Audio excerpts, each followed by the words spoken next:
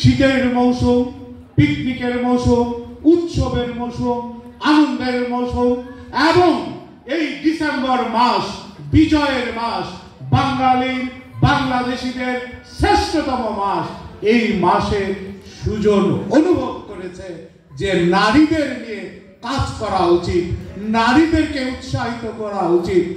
আমি রাষ্ট্রীয় মর্যাদাও দেখি নাই যে এমন ভাবে ব্যান্ড পার্টি বাজিয়ে 10 জন নারীকে আলাদা করে পুরুষ সম্মান জানাচ্ছে।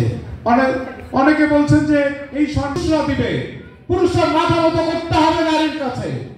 একদিন একটা সময়ের জন্য যে নারী আমাকে মানুষ বানায়, যে নারী আমাকে শিক্ষা দীক্ষা দেয়, যে নারী আমাকে শিখিয়েছে কে আমার বাবা, যে নারী আমাকে শিখিয়েছে আমি কোন ভাষায় কথা বলবো, যে নারী আমাকে শিখিয়েছে আমি কেমন করে কথা বলবো, যে নারী আমাকে প্রতি করতে শিখিয়েছে, যে নারী আমাকে সঞ্চয় শিখিয়েছে, সেই নারীকে আমরা পুরুষদেরকে উচিত এভাবে সম্মান জানানো।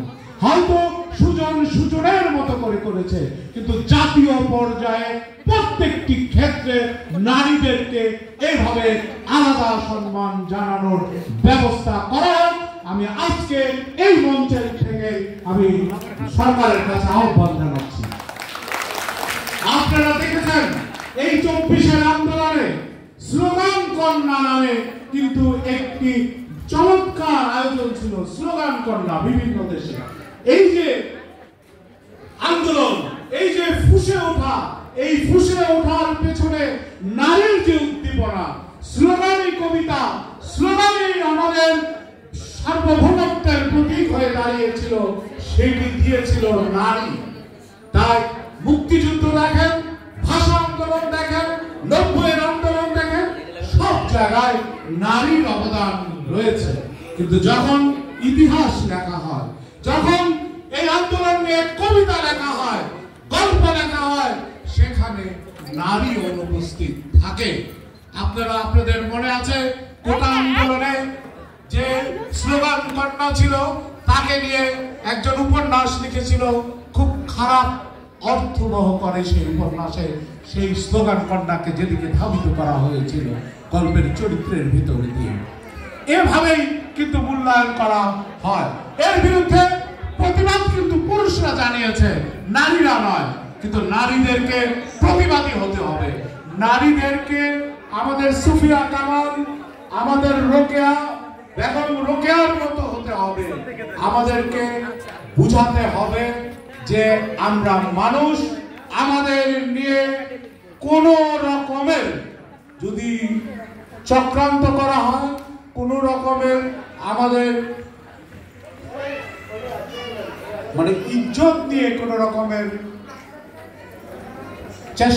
অপচেষ্টা করা হয়, তাহলে তার বিরুদ্ধে আমরা রুখে দাঁড়াবো। আমি আজকে সভাপতি হিসাবে আমি আসলে এই বক্তব্যটি দিয়েছি আমার অধিকারের বলে।